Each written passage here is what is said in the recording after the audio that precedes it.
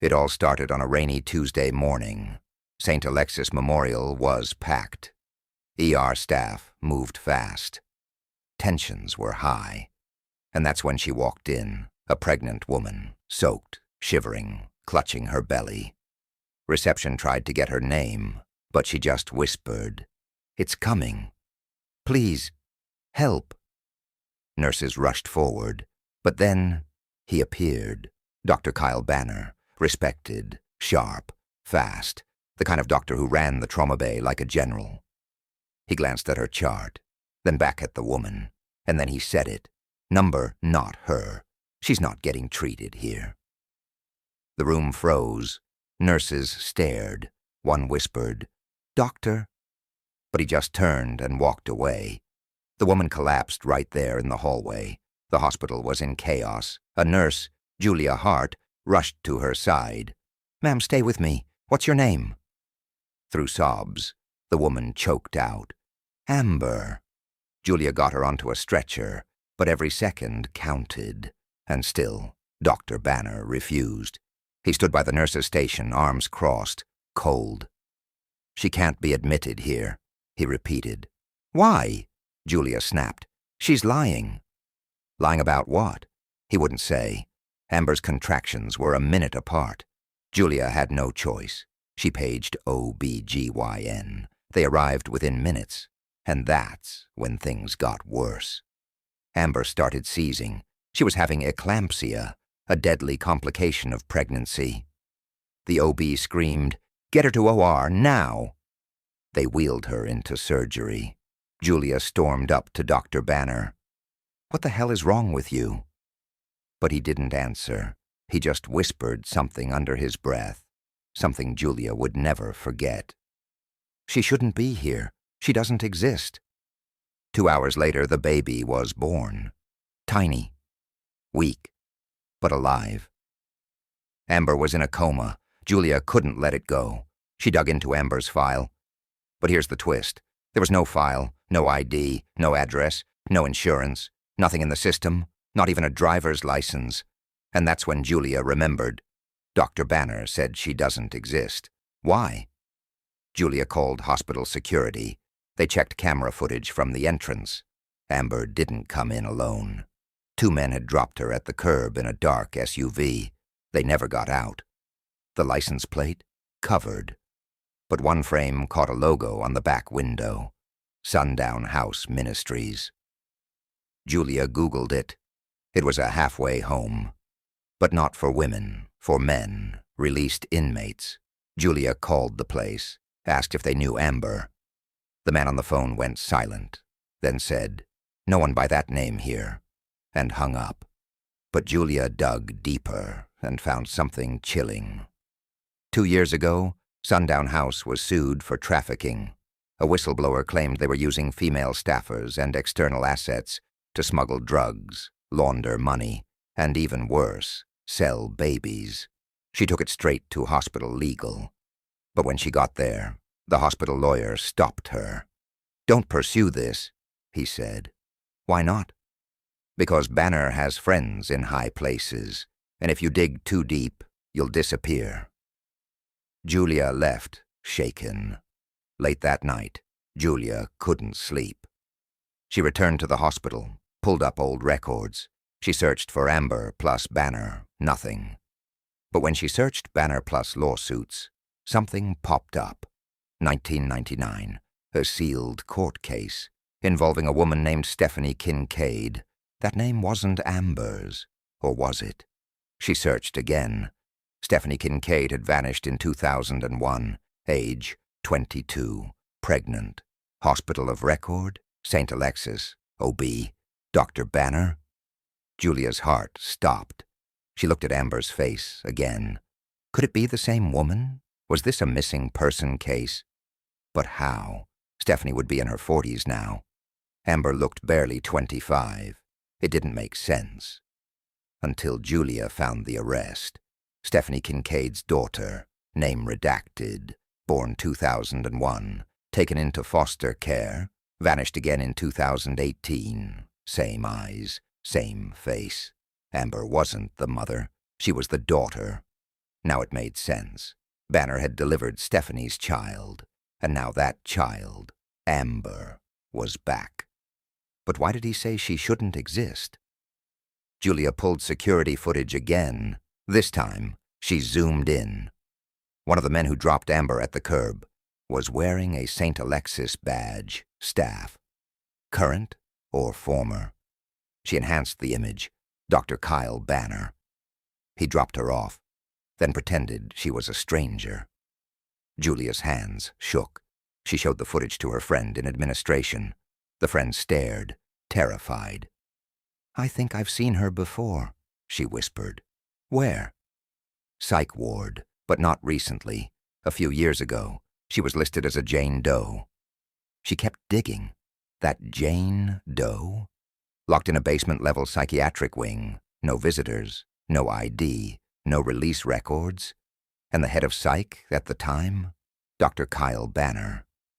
Julia confronted him, cornered him in the staff parking lot. "I know who she is." He didn't flinch. "She was never supposed to leave," he muttered. "What did you do to her?" "She wasn't stable. I was helping her. Until they found out she was pregnant." "Who's they?" Banner stared at her. "Your problem, Nurse Hart, is that you still think this place is about helping people." He got in his car, drove off. Julia went straight to the police. Showed them the footage, gave them everything. They opened an investigation. But when they returned to the hospital to speak with Amber, her bed was empty. She was gone. So was her baby. No record of discharge, no transfer, no witnesses. The baby's wristband left behind, torn, with blood. Julia broke down. She went home, packed a bag, but when she opened her door, her apartment had been ransacked. On her kitchen table, a photo, Amber, the baby, and Banner. Taken outside a building labeled New Genesis Retreat. She'd never seen it. But the photo was recent. The baby still had the hospital ID band on, and on the back, scribbled in black ink, "You were warned. Stop digging." She went to the police again. But now, they wouldn't listen. "They checked themselves out," the officer said. "There's no case here." Julia screamed. She was comatose. But the report was already closed. She walked out of the precinct, heart pounding. Then her phone buzzed. Blocked number. She answered. A voice whispered, "She's not the only one. She's just the one that got away." Click.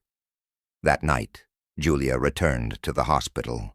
She sneaked into the basement psych wing, empty, abandoned. But down the hall, behind a rusted door, she found something. Patient files, dozens, all women, all unnamed, all pregnant, drugged, trapped, forgotten. And at the bottom of the stack, a file labeled Kincaid, A, photo attached. It was Amber. Except the date of admittance. 10 years ago, she would have been a child.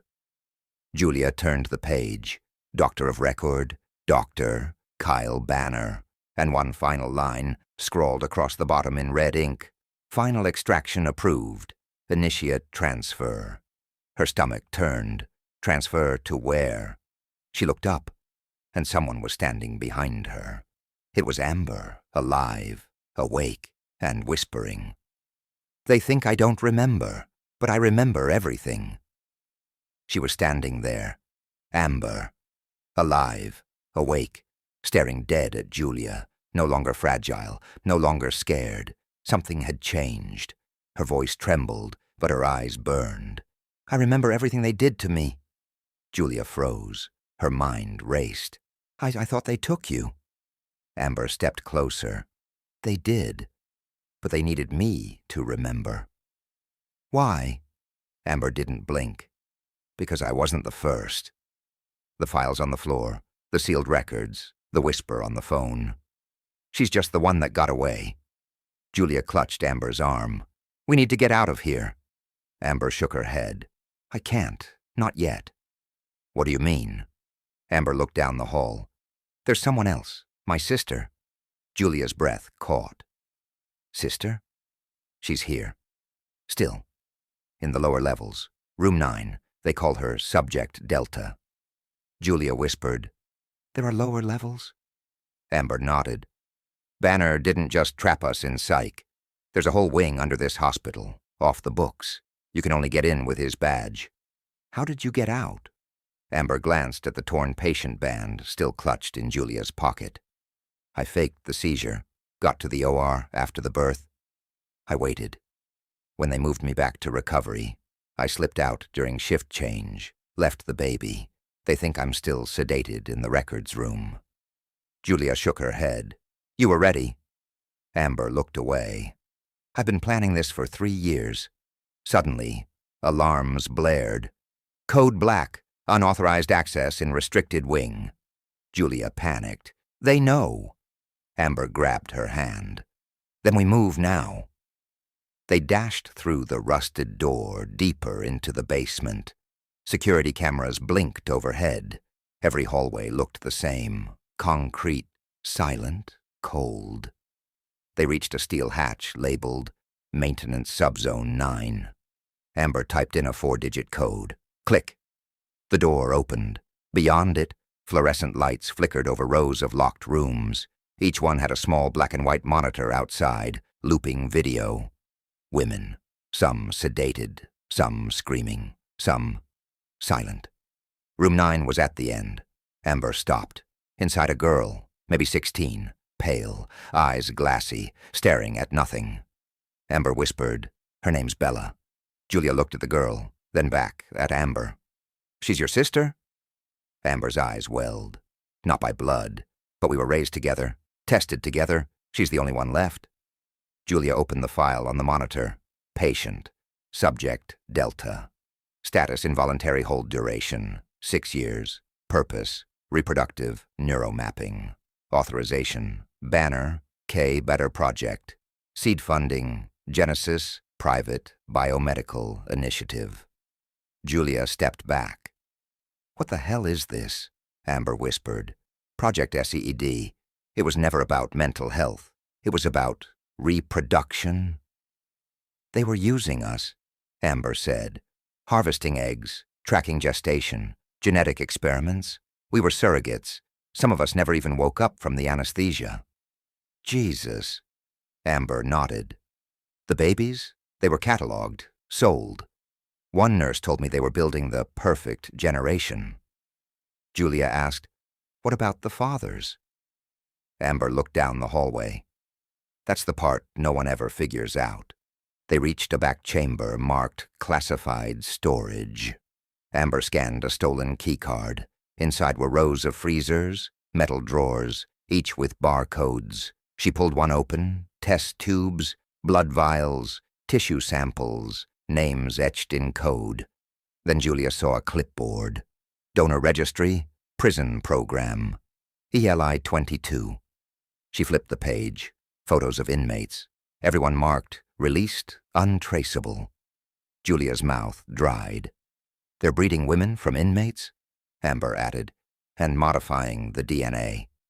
How? Amber whispered. CRISPR. That's what the scientists used to say. They were trying to remove aggression from the genome, create a generation of perfectly obedient children. Julia shook her head. That's not medicine. That's eugenics. Amber snapped. It's commerce. Suddenly, gunfire upstairs. Amber grabbed Bella's wheelchair. We have 5 minutes. Julia led the way. They took the freight elevator up, then snuck out through a staff tunnel. But as they reached the emergency exit, Dr. Banner stepped in front of them, holding Julia's phone. You dropped this. Amber pushed Bella behind her. Banner smiled. You think you know what's going on. You don't. Then tell us. Banner's face darkened. I saved those girls from the streets, from drug dens, from dead-end lives. I gave them purpose. Julia spat. You used them. He leaned closer. And now you're using her, too. Julia didn't understand. What? But Amber stepped forward. I told you I remembered everything, but not all of it. Until recently. She looked Banner in the eye. "You didn't just deliver me. You created me." Julia froze. "What?" Amber held up her wrist, tattooed faintly beneath the skin, barely visible under a surgical scar. "A microcode." Banner smiled grimly. "She's the first successful merge." Julia gasped. "What merge?" Banner looked at Amber like a father or a scientist. "We edited her from conception. Her mother was the last natural host. Amber is a genetic hybrid." Amber's voice cracked. "I found the sequence. I found the research logs. I'm not just part of their study. I'm the entire foundation." Banner raised his hands slowly. "You're valuable. That's why we didn't kill you. But we will if you walk out that door." Then the elevator dinged. 2 security guards emerged, armed. Julia stepped in front of Amber. "You're not taking her." Banner smiled again. "I'm not here for her." He turned to Bella. "She's the next phase." Amber screamed. Julia shoved a cart toward the guards. Amber hit the fire alarm. Chaos, lights, smoke, sirens. In the confusion, Julia wheeled Bella down the hall. Amber knocked one guard out with a broken IV pole. They burst into the ambulance bay. A paramedic was just stepping out. "Please, we need to go." He hesitated, then nodded. Within seconds, they were speeding away. Amber clutched Bella's hand. "She's freezing." Julia checked for a pulse. Still alive, but weak. "Where do we go?" the paramedic asked. Amber said one word. "Genesis." Julia turned to her. "What?" Amber held up a flash drive. "The main server. Everything they've done. It's on here. Genesis is their funder. That's where we expose them." Julia nodded. Then her phone rang. "Blocked number," she answered. The voice again, this time louder, clearer. "You found Subject Delta." Amber snatched the phone. "You want her? Come and get her." The paramedic turned pale. He pulled the ambulance over. Julia shouted, "What are you doing?" But he just looked at them. "I didn't think it would go this far." Amber's eyes widened. "You're one of them." He pulled a syringe from his pocket. "I was told to recover the asset. That's it. No one was supposed to die." He lunged. Julia punched him hard. He dropped the needle. Amber grabbed the wheel, swerved the vehicle into a ditch. They crashed. Metal screamed. Glass shattered. Everyone thrown. Julia crawled out, bleeding. Amber pulled Bella from the wreckage. They were in the middle of nowhere. No lights. No cell service. But in the distance, a single building, lit from within, a sign at the gate. Genesis Biomedical Initiative. Private property. Julia whispered, "We're here." Amber nodded, bruised but burning with rage. Time to end it. They carried Bella toward the gates, but before they could knock, the door opened on its own. Inside, a massive laboratory, desks, computers, monitors tracking vitals. At the center, an incubator. Amber stepped closer. Inside, a baby, Heron, still alive, hooked up to wires. She screamed. Julia ran to the console, and then... The screens blinked. A voice came over the intercom, familiar, cold. "Welcome, Amber. You've come home." And on the largest monitor, Dr. Banner's face, except behind him, another Amber, awake, hooked to machines, eyes blinking, whispering. They made copies. Amber stood frozen. Julia clutched Bella, her body trembling. The air in the lab was sterile, cold, and silent. But something darker than science was alive in that room. Amber's voice broke. "That's me." Julia stepped forward, staring at the woman in the glass chamber. Identical face.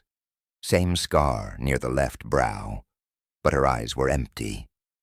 The voice crackled again over the intercom. "Meet Prototype 12, the perfect genetic twin, uncompromised, fully programmable, and loyal." Amber's mouth opened, but no words came. The room dimmed as a wall of monitors powered on. Faces flickered across the screens. Charts, videos, ultrasounds, documents, all labeled Project Seed. In the middle of the wall, the logo for Genesis Biomedical Initiative pulsed like a heartbeat. Dr. Banner's face filled the center screen, cold, calculating. "You didn't think we'd let you go, did you?" Amber stepped forward, fury burning in her bones. "You cloned me? Used me to make some puppet?" Banner didn't flinch. "No, Amber. We copied you to preserve you. You were never meant to be free. You were a success, but successes can rebel. The clone, however, listens." Amber clenched her fists. Julia pulled her back. "You've already lost," Julia said, glaring at the monitor.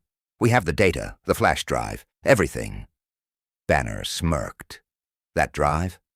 Outdated, scrubbed. You only have the tip of the iceberg. You think Genesis is just this facility?" He leaned in. "Genesis is global. You exposed nothing. But now you've led us here, back to Bella, the final subject. And your baby, well, she never left." Amber turned to the incubator. Her daughter's chest rose and fell in shallow breaths. Wires and sensors covered her. She couldn't move, couldn't scream. She just whispered, "Give her back." Suddenly, Julia's phone buzzed. 1 bar of service, a signal. She turned away, trying to dial. Amber reached for the incubator controls, but a sharp click echoed behind them. A door opened, and in walked Nurse Evelyn, the same nurse who had helped Amber escape, the one who whispered warnings in sterile hallways, who faked death certificates, but now she wore Genesis scrubs. Julia backed up. "You?" Evelyn nodded. "Every patient needs a nurse. Every subject needs a handler." Amber staggered. "You lied to me." Evelyn's eyes softened. "I protected you, every step. I delayed procedures, faked logs, hid your daughter. You made it farther than anyone." "Then help us now," Julia shouted. Evelyn sighed. "I can't. Not anymore." She pressed a button on her wrist. Doors slammed shut. Lockdown engaged. They were trapped. Amber charged, tackled Evelyn. Years of pain boiled over in her fists. Julia pulled them apart. "Number, we need her alive. We need answers." Evelyn wiped blood from her mouth. "I was pregnant once," she said quietly. "Subject Theta. My baby didn't survive, but you did. I helped you because I saw a second chance." Amber spat. "You still worked for them." "I had no choice." Julia stepped forward. "You do now. Let us go. Help us get this story out. Help us destroy Genesis." Evelyn hesitated, then slowly. She nodded. "I'll give you the server room, but once you go in, there's no going back." She reached under her coat and handed Amber a code key. "Third door on the left, level 3, room 319. They moved fast, past rows of test subjects, monitors tracking brainwaves, hormone levels, artificial womb simulations. Julia held Bella's hand. Amber carried her baby, still hooked to a heart monitor. The beeping sound was faint but steady. They reached room 319. Inside, a server wall. Red lights blinked across the interface. Julia plugged in the flash drive. Amber typed furiously. Files opened. Videos, photos, audio logs, experiments, births, deaths. One video played. Banner speaking to a boardroom. "We've achieved total override of free will. The clone models surpass even the real ones. No emotion, no hesitation, just obedience." Julia gasped. Amber clicked, "Upload all." Suddenly, an alert flashed.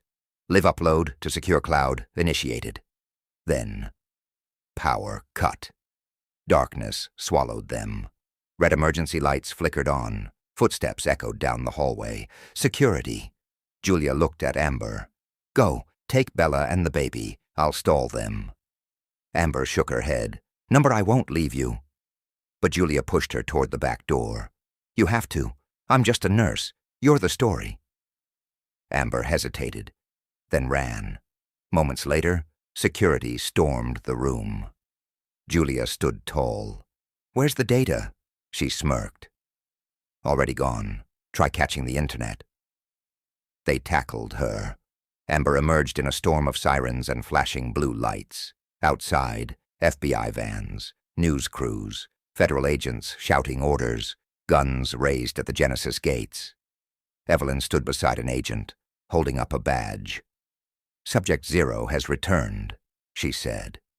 The agent nodded. "We've been waiting." In moments, floodlights lit up the complex. Doors breached. Scientists arrested. Dr. Banner cornered in his command room. He laughed bitterly. "You'll never shut it down." The agent replied, "We already did." "The story broke 10 minutes ago. Global leak. You're trending." Banner's smirk faded. He was cuffed and dragged out. Amber stood at the front gates, baby in her arms, Bella beside her, free, blinking into the sunlight for the first time in years.